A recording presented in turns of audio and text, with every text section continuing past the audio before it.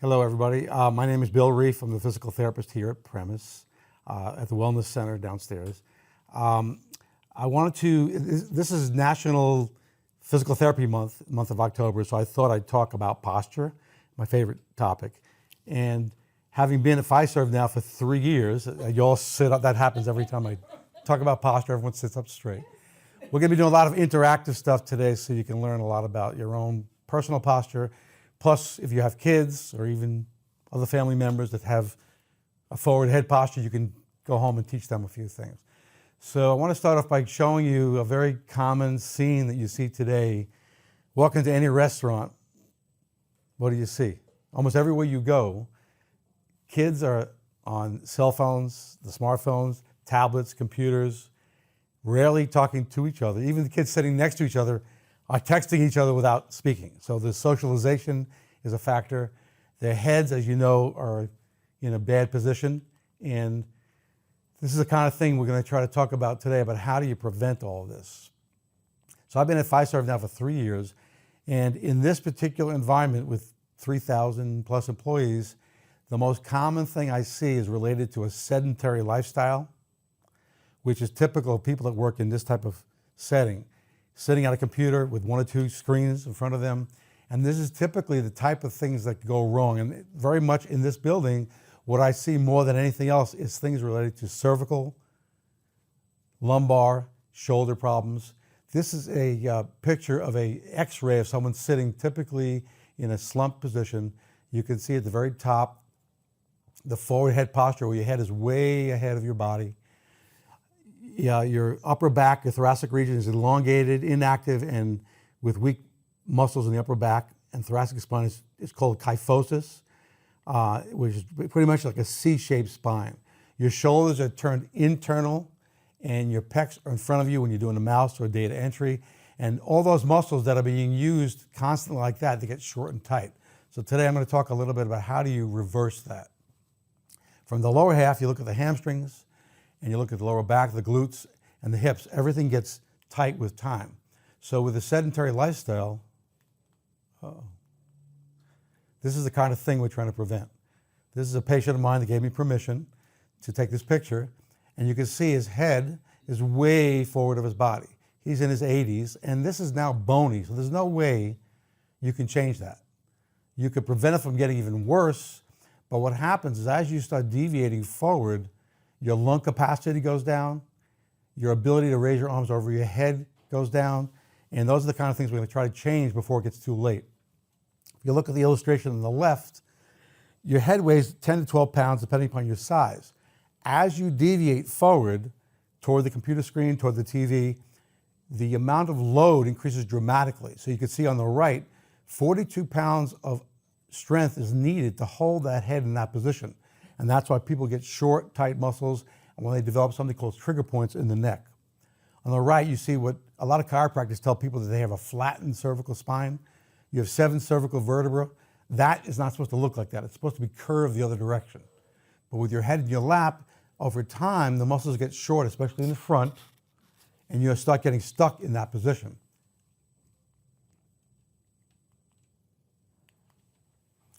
These are the kind of things that you think about in activities of daily living. If you're carrying your bag on one side, maybe your cell phone on the other, it's asymmetrical, and typically asymmetrical postures and positions lead to some of these problems.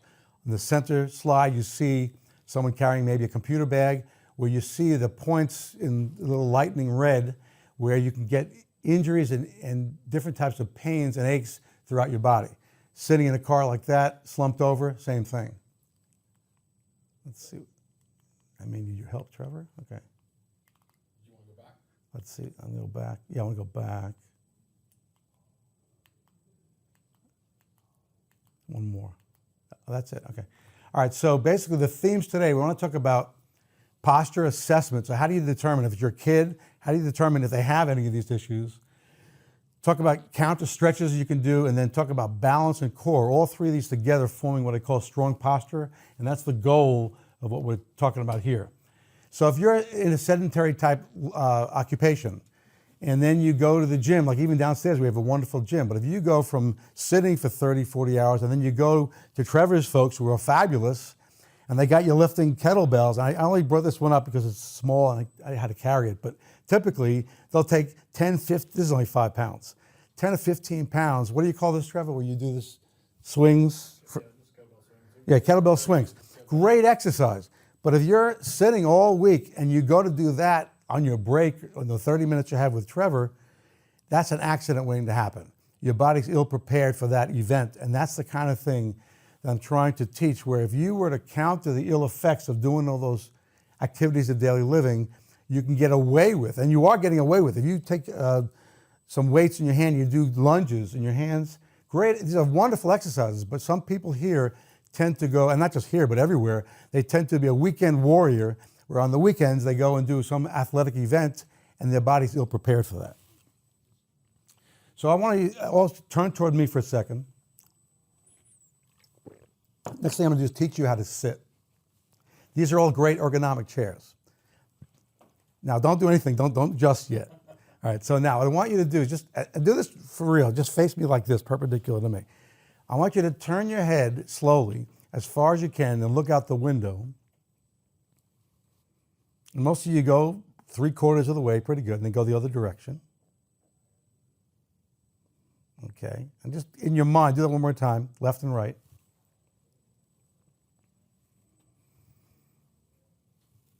Okay, now relax. Now take both of your arms and I want you to lift them like this in front of you, overhead. And I'm doing this from the side so you can see me. I'm actually getting pretty good, but I'm not all the way back here, okay? So you're all pretty good, but you're not 100%. Now, I want you all to lean forward in your chair. Slide your buttock back as far as you can until it firmly touches the back of your seat. Then put both hands on your knees and walk yourself up to vertical and see if you can grow taller as you go up. You might notice all of you gained about a 1/2 inch or more in height. Now, in this position, go ahead and turn your head to the right, to the window. You probably all can't tell. You might be able to feel this, but then go the other direction. You're all improving somewhat your range of motion. So this is the kind of thing you lose range if you're slumped, if you're seated like this. If you have any kids, you can try this at home. Have the kids sit and tell them to turn their head. This is as far as you're going to get. If you change their posture to something like this is real. I'm giving you all I got. I could turn a lot better if I am supported here or deliberately arched. Same thing here. This is the maximum amount of shoulder flexion I've got. If I were to go to here and then here, I get a lot more range. For a normal range of motion, this is 180 degrees. Normally, your humerus should be in line with your torso. But most kids are in the couch or sitting on the floor playing electronic games, and there's no way over time they're going to be able to do that. So if they're playing sports on the weekends, they won't be able to shoot a basketball as well as they could if they were fully erect. So now I'm going to teach you, besides how to sit right, the different exercises you can do to reverse and counterbalance what you do throughout the day. So I want you to do next, take one hand on your chin, and I want you to glide your chin inward so that your ear approaches more the center of your shoulder. So you're first seated pretty well, you're up tall, and then you're going to do a chin tuck with the assistance of your hand. Just your eyes should be level. So you're looking straight at me here, and you're trying to go back. And most of you, with the help of your hand, will get a lot more. Relax your hand now. Just try to do it yourself. Do a little chin tuck yourself without any help. Go back as far as you can. Now, place your hand on the chin and go back even more. This is a chin tuck. So what you're doing, the stretch is that you can actually actively, say you're on the way home tonight, you've already sat correctly, you've got a lumbar support in your back in your car, you come to a red light, you can do one of these to try to counterbalance all the things you did in the last 8 hours. So there's like 2 things you can do at a red light, and the reason why I'm saying red light is because with kids, you want to do behavior modification. You want to have them do a little bit here, a little bit there. So with children, you take stickers and you put one on their computer, one on the steering wheel of your car, one on the refrigerator, one on their books, and every time they see the sticker, you ask them to do one of these chin tucks. So over a period of weeks, they start being more upright, and they actually like being here because some of these kids already have symptoms. The reason why I'm telling you all this is because for like 10 years, I treated children with severe headaches. I mean severe headaches. Headaches every day for 3 years, every day for 3 months. These kids are all straight A students. They all have extracurricular activities. Most of them dropped out of school and became homeschooled because they couldn't handle the headaches. They may have started with, one of them got hit in the head with a lacrosse stick. Another one, the brother hit them in the head with a golf club. They did some tumbling injury. They started out with an event, even an auto accident. They may have healed, except for the fact that they look like those illustrations. They didn't heal, and that's the reason why the headache perpetuated and all the muscles got short and tight. So I did acupuncture, dry needling on the kids, and then everything I'm telling you today, that's where this all comes from. So for 10 years, that's what I did. And I learned that the kids need to change the posture. I've been a therapist for 43 years. For the first 30 years, I never saw a single kid with severe headaches. What happened in the last 10 years? Screen time. And there are statistics which will blow you away. I don't remember them by heart, but one of them, the average number of texts that a teenager gets every day, 107. Who would have thought that? The average number of hours spent, if you count the TV, the smartphone, the laptop, all the electronic games, they're in the neighborhood of 8 to 12 hours a day of screen time. So you get visual problems, you get eye strain, you get forward head posture, your shoulders start getting rounded, everything I just mentioned. So now part B, now you just did the chin tuck. Give me one more of those.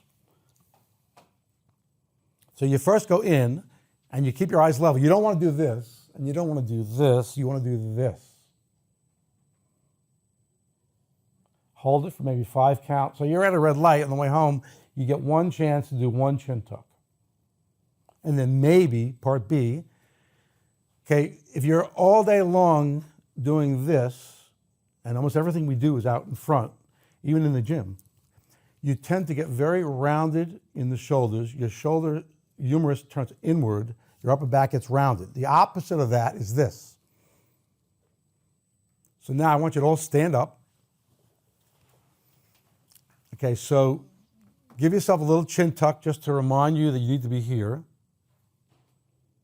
I want you to bring your shoulders up toward your ears. Wait about 5 count. Go backward another 5 seconds. And then go downward and hold that. It's like the military posture of what your mother told you when you were 6 about being tall. Go ahead and do 2 or 3 of those on your own now. You're going to be going up.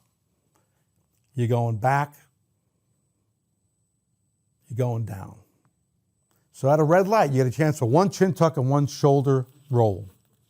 Do a couple of those right now. Now we're going to up the ante a little bit. I'm going to make it a little bit more difficult. If you could take one of these and pass the rest of them back. I got more.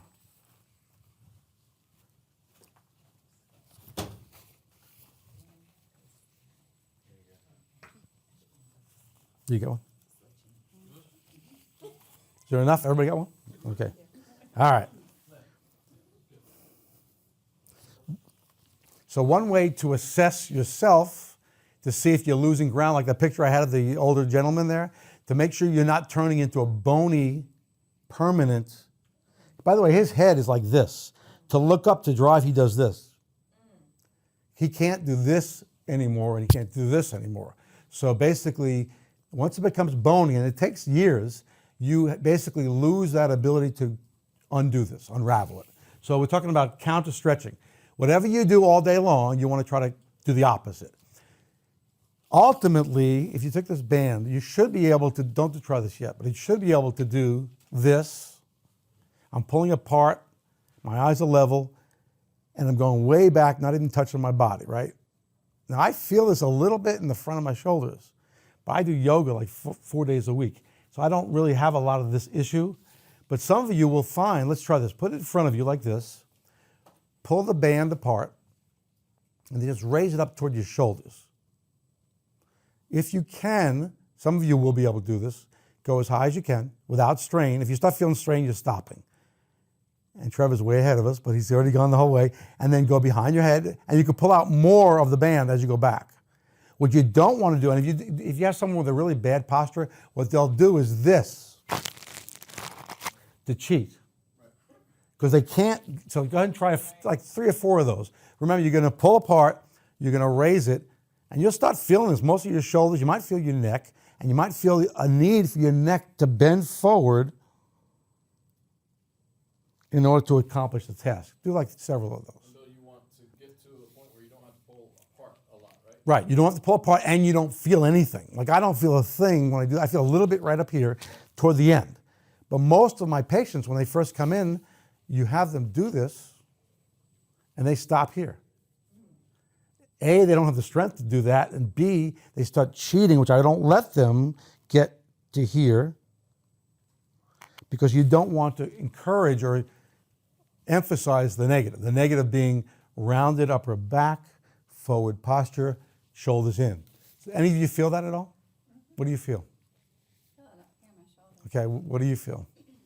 Just the left shoulder. Shoulder. Yeah, shoulder. So most people's shoulders, pretty good. Rear shoulders and rhomboids. Yeah. But it's a way to self-assess to see how you're doing. There are more technologically advanced ways of doing it. I'm going to show you an app that you can get for free.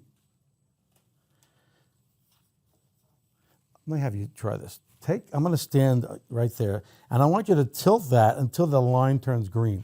You can all get a little closer to see this.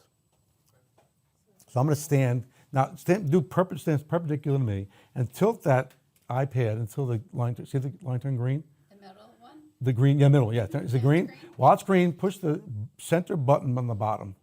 The camera one? Yeah, push the camera. Right, hold on. No, You have to hold it steady, otherwise it turns red again. it does turn red. Did it work? I'm still working on it.